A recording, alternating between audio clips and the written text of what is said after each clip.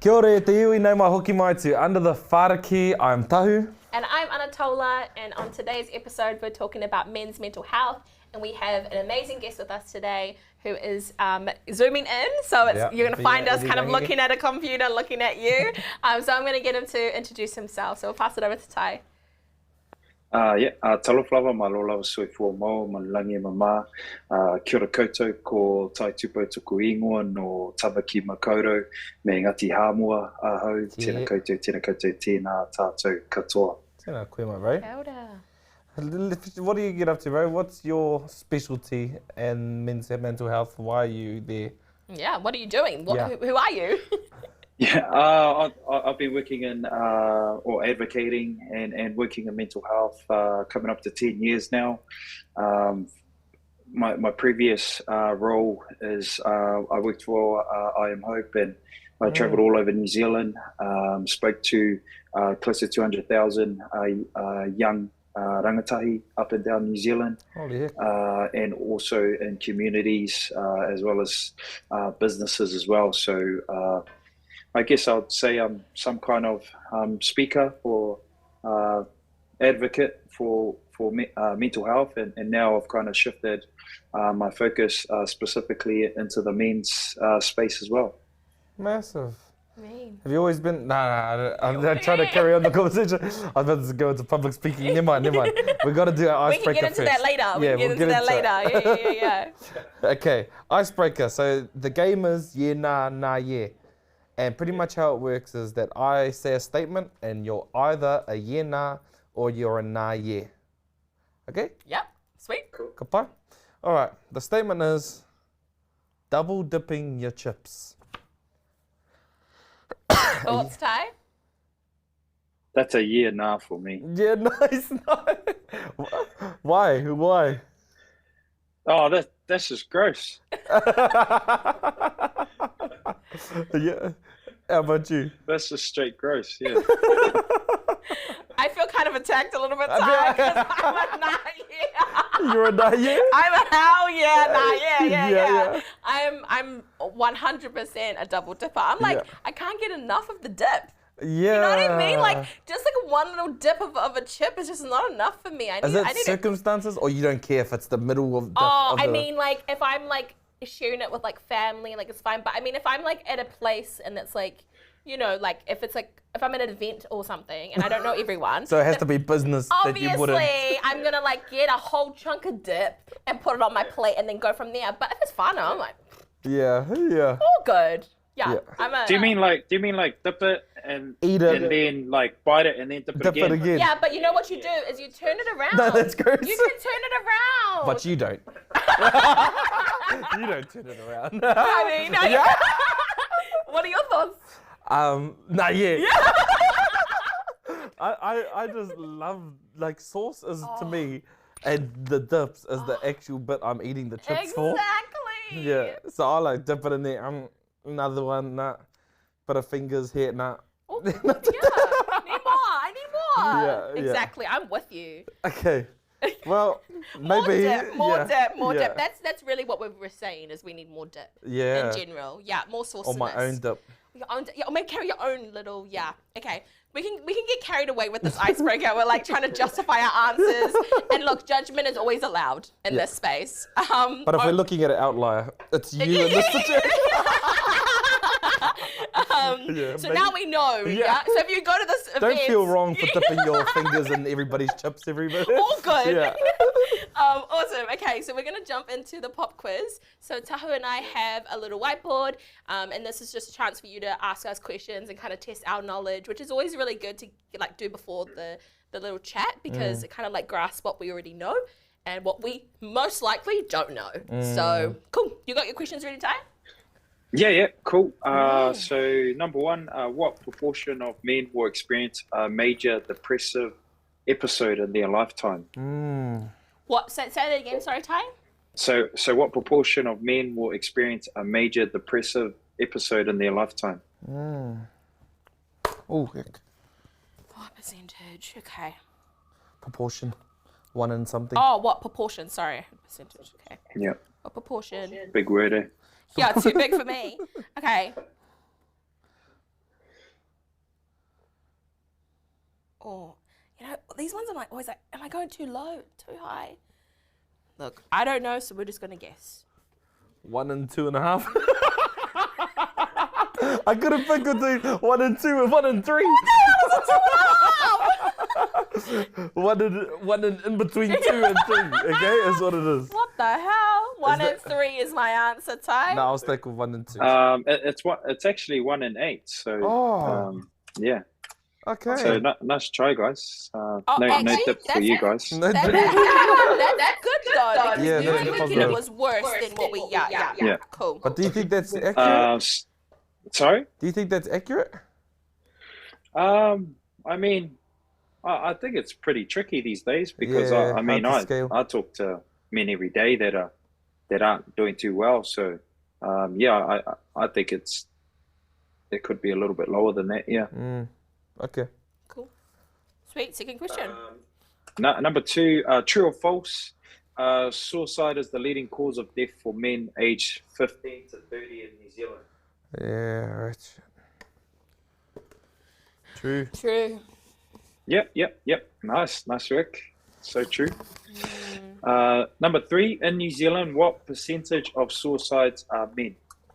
Oh. What percentage of suicides are men?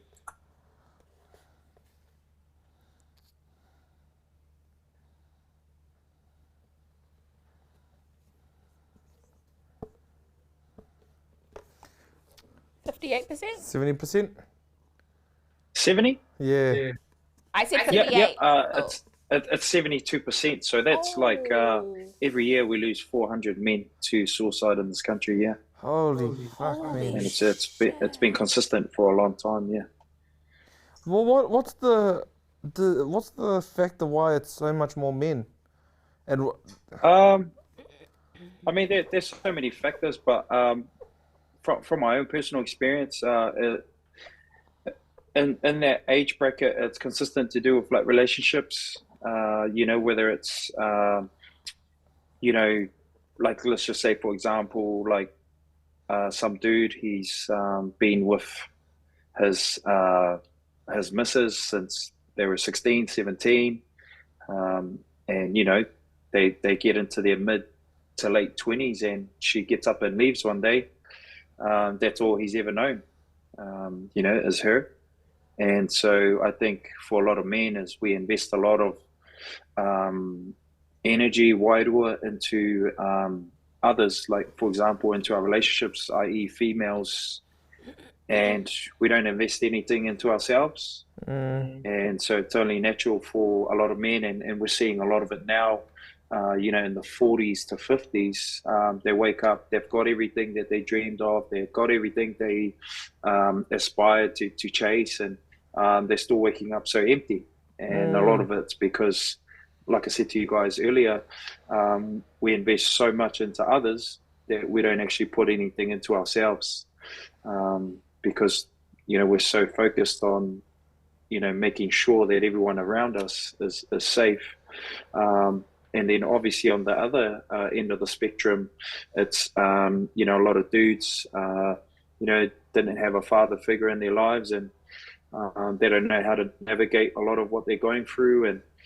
And also because society has created this space where, they've told men that their only purpose in life is to be a provider and a protector. So, as we found during COVID, and, a lot of men were getting laid off mahi, and, we started seeing things, unprecedented things, simply because, you stop a man from being able to protect his family, you stop him from being able to provide, they just think, well, why am I even here? Like, what, I can't even do that, which is my sole purpose in life. What's left for me to do now?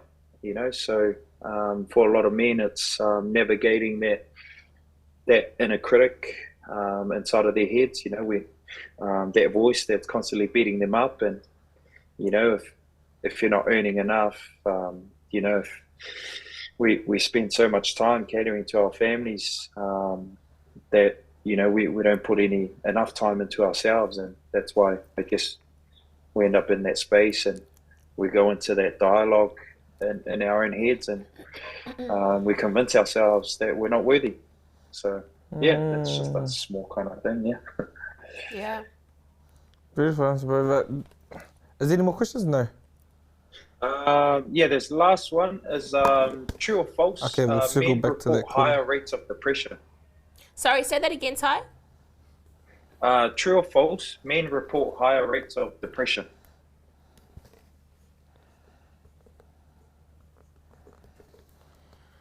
Oh.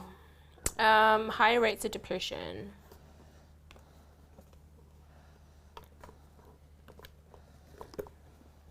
Oh, I went with false too. Oh, yeah, I said false. Oh yeah, yeah, that's cool. That's right. Yeah.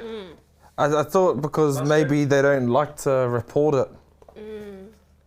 Maybe is a factor. Yeah.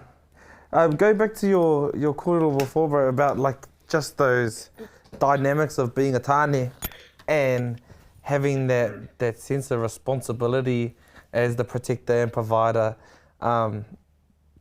It's also hard with cultural narratives, I find, especially for us as Māori, and my family in particular. Our women are our big dogs, and especially in my family where our women are our strongest, they've encouraged our women as the breadwinners, and my dad's pretty much, if I look at my dad's life, all he's done is follow the dreams of my mum and put her forward so she can do everything she's ever wanted to do. And he's a happy-go-lucky fella, but talking about that, like where they just sacrifice their own inhibitions and their own, whatever they want to do to have our wahine, or just not themselves as the star of the show, is something we see a lot. And it's something I've grown up seeing. I think I'm a lot more selfish than my old fella. Way more selfish than my old fella. I put myself first the whole way, probably because he's put me first. But yeah, that's really interesting that's a thing, because we don't even notice it, that they're always taking the step back and saying, "Yeah, you guys go." Yeah. Yeah. I think like culturally, the biggest battle we have is, we have a hierarchy system, where obviously we have our elders and then we have our older siblings. And I mean, for someone like me, in that hierarchy system, I ranked, right at the bottom. And, you kind of grow up in this world where you can only kind of practice what you see, or you only speak when you're spoken to. So it's only natural for us in a cultural sense that, when we move into a mainstream world, or try and get into a space where we think that we can, prove ourselves, or whatever it is that we do, it gets tough for us, because, we're not getting a seat at the table at a young age. We're not encouraged to conversate. We're not taught how to communicate at a young age. And I guess, if you think about it, the biggest problem in mental health today is an overactive inner critic. It's the conversations you have with yourself when no one's around, when no one's talking. It's and that occupies a lot of the space internally. So if we don't know how to navigate a lot of those conversations inside of ourselves, you get to a place where you start believing it. And I guess for a lot of men, and people in general, we spend more time in our heads than anywhere else. We talk to ourselves more than we talk to other people. So, it's so basic, but the reality is for a lot of men, we don't learn these skills until our late 20s, 30s, and by then the trail of destruction that we've left or created, and then society doesn't kind of give us, the right end of the stick as well. So, it's a tricky world for tāne to to, you know, kind of navigate, because you've got so much to say in your head, but whether you say it or not is two different things. So we have all these conversations in our heads, but we just don't, you know, portray it, you know. And you've probably been in a situation where, you know, if you've been in a relationship where your missus will be like, what's going on in your head? Like, what, you know, or asking you questions, and it's just a straight blank. And for a lot of men, they just kind of shut that down, and then they just walk away and don't engage, because they want to say what's in their head, but they don't have the tools to process it in a way where someone's going to understand. Yeah. I mean, like, my dad is like, he's a hard man. He's Tongan, he's Christian, he's a military man, and he really struggles to communicate his feelings and his emotions. And now I see, and he grew up in a time in Aotearoa where, you know, when Pasifika were migrating from the islands, you know, going through some really traumatic experiences with, you know, growing up and dealing with police and whatnot. And I found now that he's an adult, that's all coming to the surface because of how many years he's suppressed it. And trying to support someone who doesn't know how to communicate or even understand his emotions is really difficult, especially when he's like he's in his 50s, you know? So like, do you find that a lot of people that are struggling, like men, so, you know, we're talking about men, like men who struggle, do you find that is often projected into really like negative behavior towards other people when they can't really find words to communicate? Yeah, like, are there negative ways that kind of gets projected out? Yeah, like, I mean, you know, it's pretty evident that men, we struggle a lot in that department in terms of, you know, communicating exactly where we're at, you know, because a lot of times we just don't want the drama, you know, and we don't want to bring our families down, or we don't want to be the down buzz in our families. So for a long time, we just push through, and, you know, we just try and navigate through a lot of that. But I guess on the flip side of that, you know, that's where things like drugs and alcohol become a big factor. And I mean, society sees drugs and alcohol as a problem, but you know, for someone like myself, I see it as a solution, or I did see it as a solution, and so do many other people. Right. You know, because what it does is it shuts down, you know, that inner critic inside of your head, Or makes it a for a little moment nicer. in time. You know, it might be for an evening, and then what happens is, obviously, you get on this buzz, and you know, you get on this high, and you try and maintain it for as long as you can, because you know, it feels so good. But I guess the reality is when you do come down from that high, that inner critic's way louder now, you know, and it's bashing you up more than it was before. That voice is a whole lot louder. So, but I guess what we're not really also promoting is the fact that, you know, in our society, we're always telling people that if they're struggling, they have to reach out. But the reality is like, I mean, from my own personal experiences, you know, when I've struggled in the past, I didn't even want to get out of bed. So if you're telling me to, when I'm struggling, I have to do all the work to come to you guys to then feel sorry for me, and then give me the wrong answers to what I'm trying to get to, you know, it's completely like, I don't know, it just doesn't make sense why we promote that so much. But the reality is like, if you know your people, you know when they're gone down. They go quiet, they isolate themselves, you don't hear from them. And the best thing you can do in that moment is check in. You know, you can, you know, break that awkwardness by turning up to their doorstep, you know, banging on the door, turning up. And the reality is for people that are struggling, they don't want someone to turn up with all the answers. They don't want someone to feel sorry for them. All they want is for someone just to be there. And if you've ever been in that situation where you've had to support someone, you know, we always think it's our job to fix people. You know, we want to take the pain away from them or the struggle away from them. But the reality is it's not our job to fix people. The only job we have is to give them unconditional love and support. You know, and what does that look like? It looks like turning up, knocking on the door, you know, just being there. And hey, like whatever works for them is what works for them. And, you know, for some people, they go on a bit of a journey, you know, where things happen that society will tell them that they shouldn't do that. But the reality is, hey, if you can stick it out with them on that journey, hopefully along the journey, you can start showing them different things that might be able to help them get back on a, you know, on a better path, you know, instead of drinking, maybe go to the gym or whatever, you know, whatever works best for them.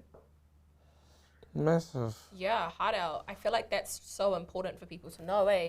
And I feel like what you're talking about is really like finding safe ways for people to really express that. And like what you said is like really presence is all that people need, is visibility of someone being available with them and allowing them to sit. You don't need to fix everyone's issues, you know? I love that. And I love that, yeah. I love that you talked about, you know your people, eh? Yeah. And like, you know, I know when my boys are down, like, because we've got real active communication. So if one of them aren't coming to golf this weekend, then I'll be like, the fuck's wrong with you? What's going on? Yeah, not in like a, not like fuck's wrong with you, but like it would throw me off because I would know something had to have happened. Yeah. And those are the times, it's easy to be there in the good times, but hard to be there when it's not so, you know, sunshine and rainbow.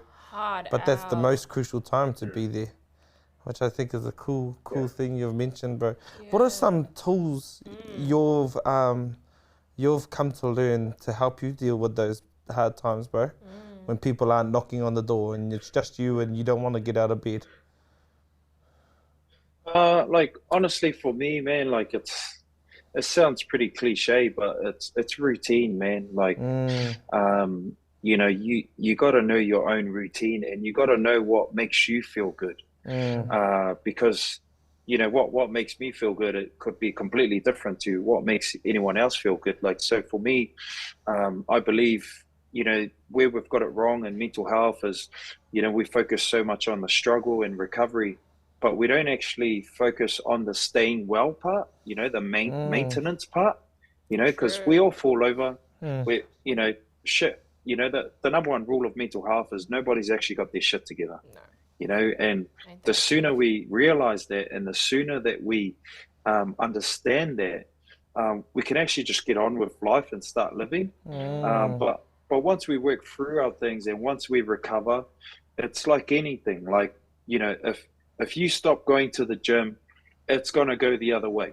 You know, if you get sick and you don't go to the doctor, then it's going to get worse. You know, it's the same thing for mental health. Like, you know, for me, I've done a lot of therapy in my time. And for me, the most important thing is that I maintain that to a specific level, you know, whether it's once a month or once every 6 weeks, because there's going to be things going on in my head that people won't be able to understand or navigate.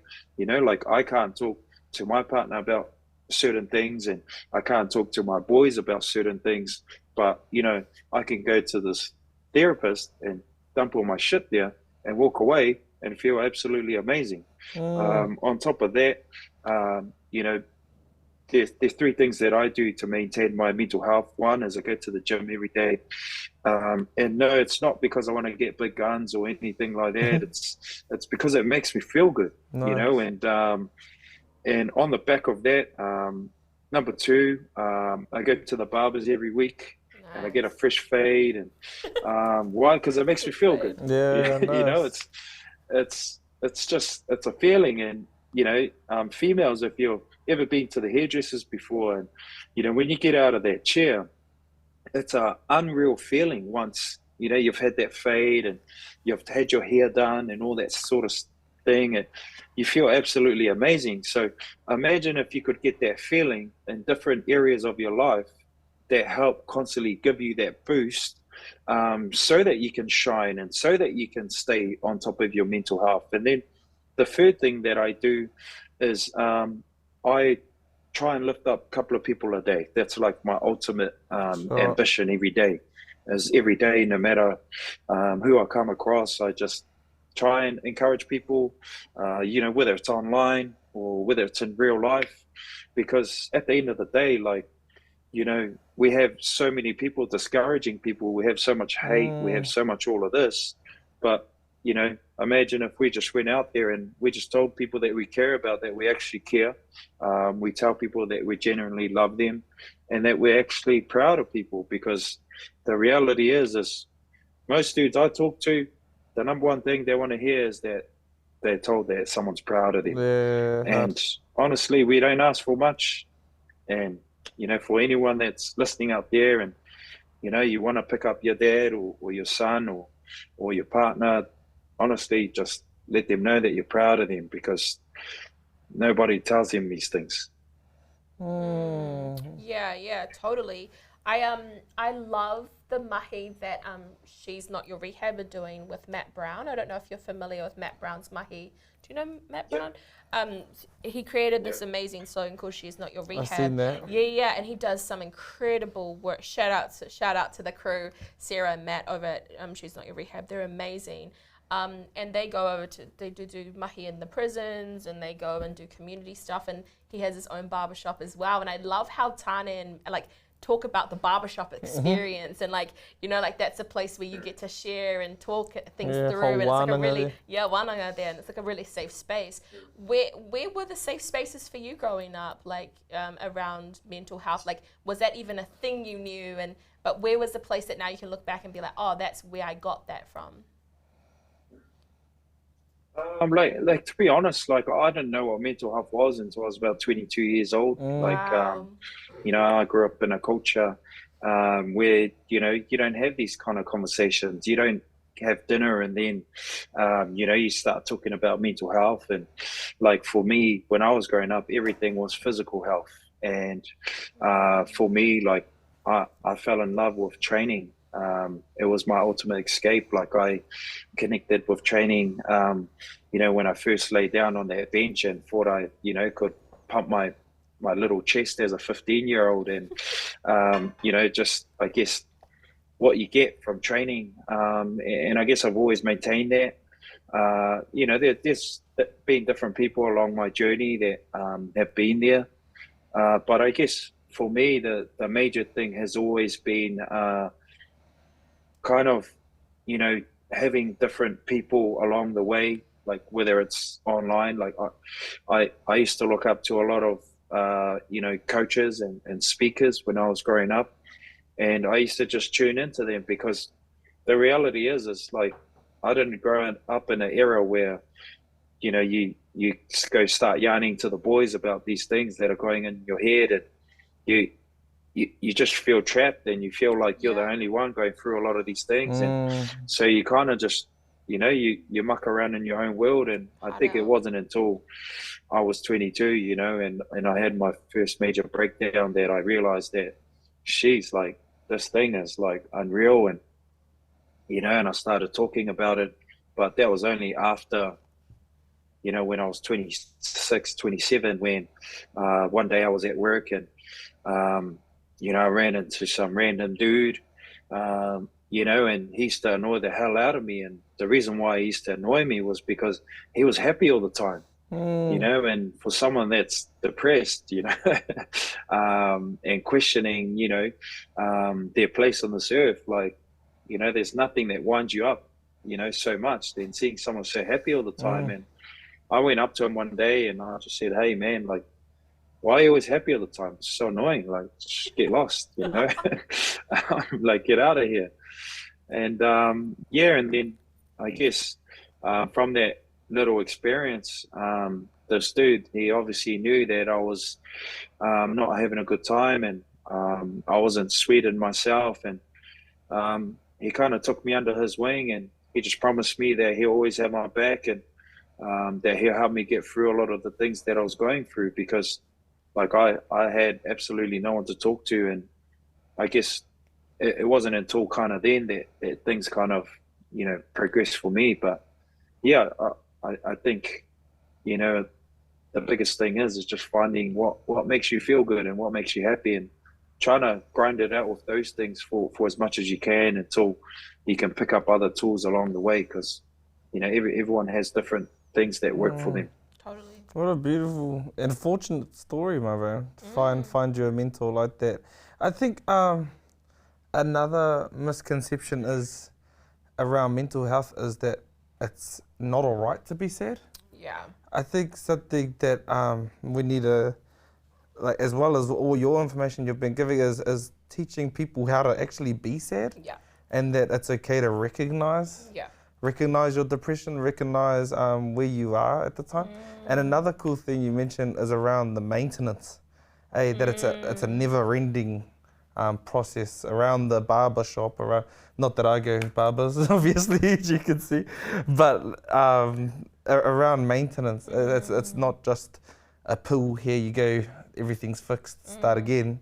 But yeah, for me growing up, when we got into, I like to look at this. I went through a big depression state as well, bro, coming out of school. And for about 2.5, 3 years of gambling, all the stuff, gambled away all my money, went into a real dark space and couldn't speak to anyone about it because I just felt like nobody cared or nobody wanted to hear my story. But now looking back at it, realizing how unaware I was that it was actually depression eating me, and it was actually, I was stuck in what I like to describe it as te pō. Like, I was stuck there, and te pō for Māori just being the darkness, the night, the sadness, and if I had recognized I was there, maybe I would have found a way out.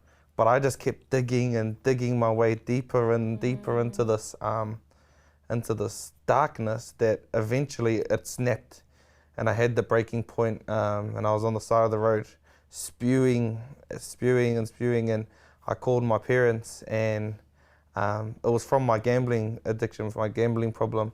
I had gambled away all my money, like $20,000 that year, and I had won $10,000 on this race. And I had betted it all away the same day. Shit. Yeah, and nobody knew I was gambling. Nobody knew I was doing any of this shit. And I think I was just a boy that got pushed into a man's world too fast. And when I called my dad and I was like, I've been gambling. I'm sorry, blah, blah, blah. I don't know what else to do because this is it. I'm over it. I'm over being my place in the world. I'm fucking over it.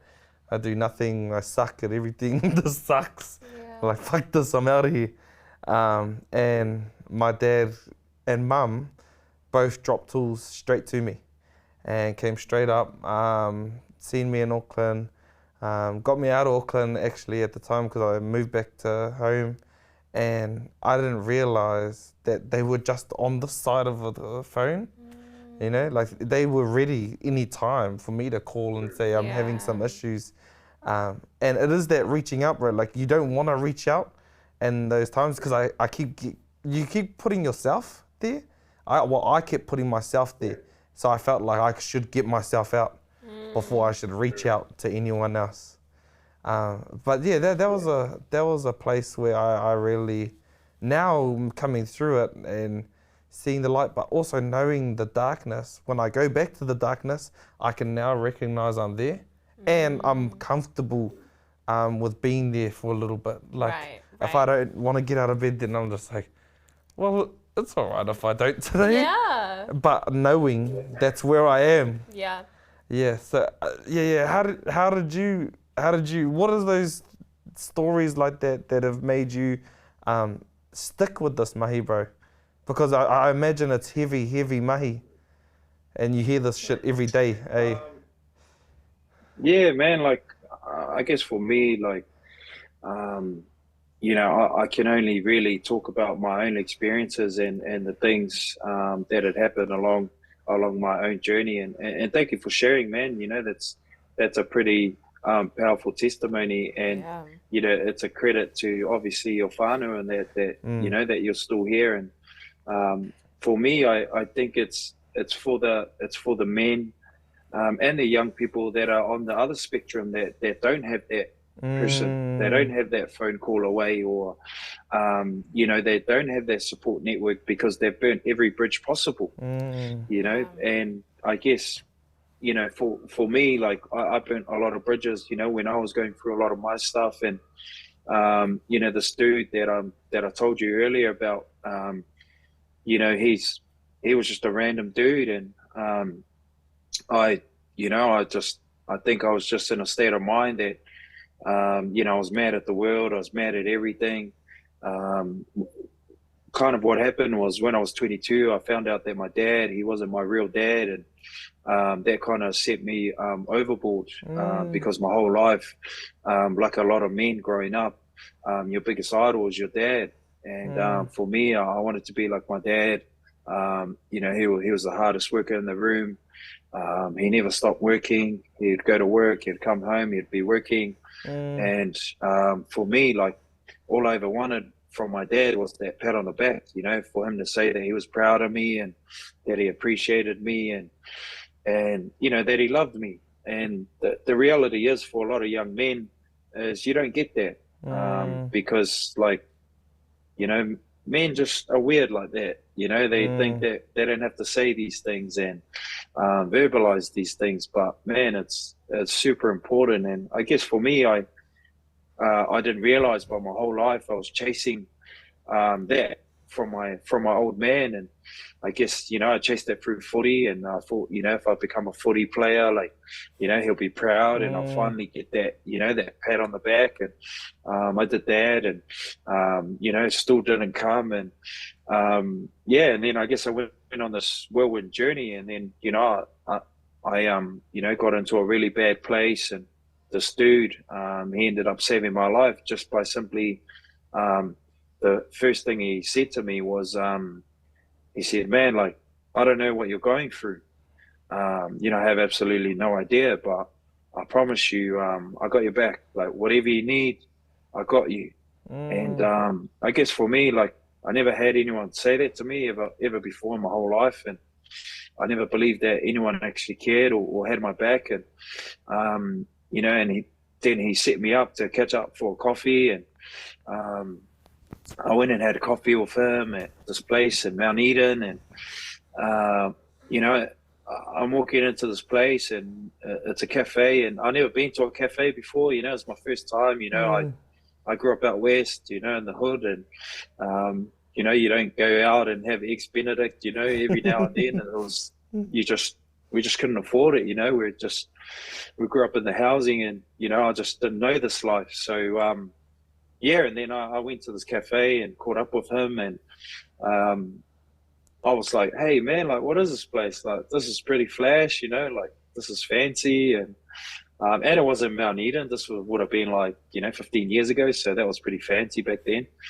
And I didn't realize it was a church. He was like, "Oh, it's a church." And I was like, "Oh, I don't want to go to church. I've been going to church my whole life. Like, I'm Samoan. Like, you get a hiding to go to church every Sunday, like as a kid, And he just said, "Oh, nah, man, I didn't bring you here for church."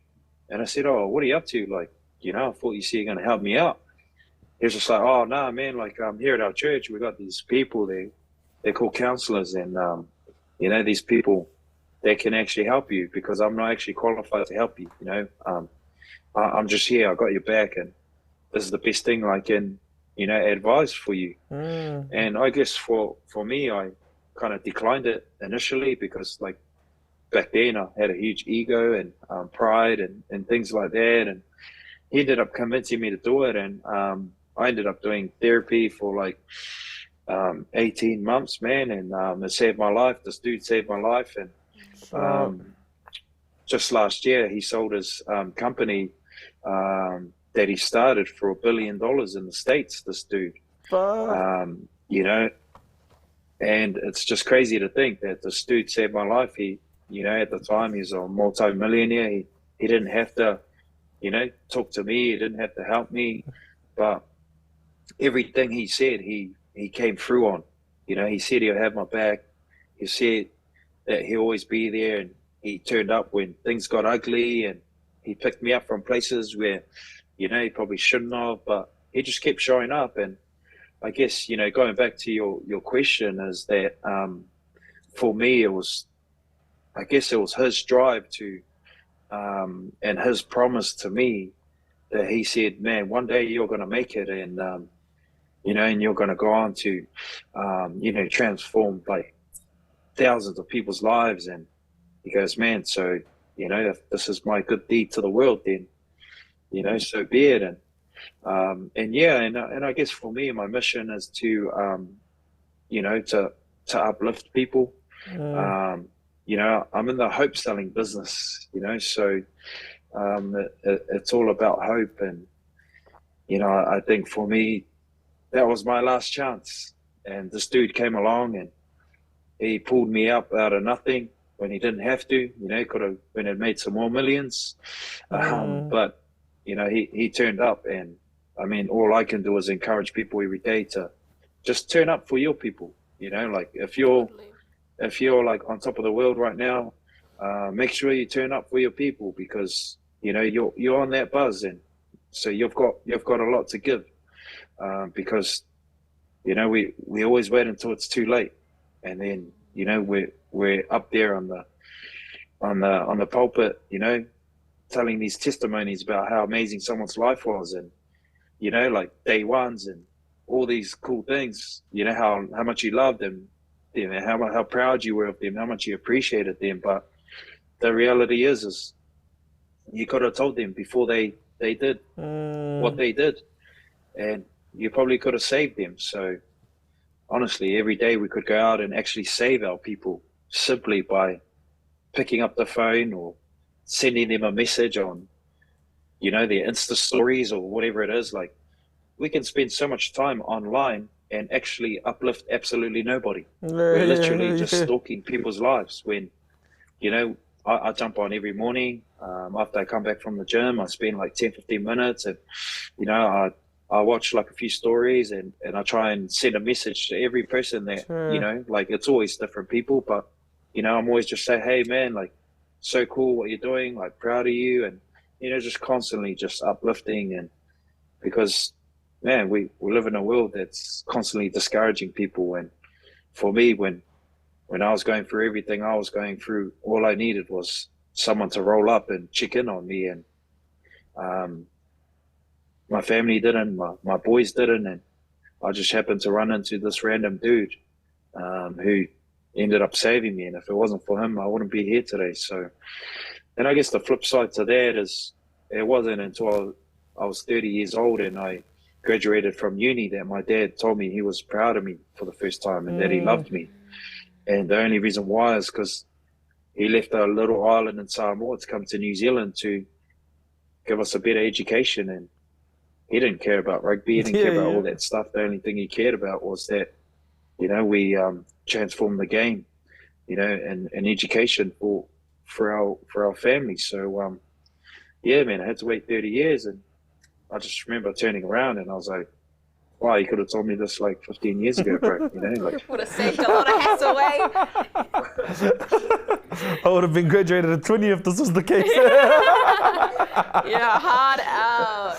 Well, I think that's a beautiful place. I love how we've ended there. I love that. Yeah, I think that's a beautiful place to wrap. I love how you we're ending on a note of like, tell your loved ones you love them. Tell them you're proud of them. Tell Just them anyone, uplift. Yeah, uplift and like always hold space for each other and like always try to speak in a way that's like honoring of their mana and of who they are. Like I love that so much, and I think that's a beautiful way to end this podcast, or this episode, regarding men's mental health. And hopefully where can people find you? Like where places that they can go to find what your mahi is? Just like just online, Google, Uncle Google. You can look up the Last Chance Project. Cool. It's on Instagram, or you can find me at Tai Tupou on most social media platforms. Apart from TikTok, I'm still figuring that one out, eh? Awesome, bro. I'll find you there, bro. Yeah, I'll find hard you there. out. I'm glad you. I know we're wrapping up. Oh my God, there's just so much to unpack.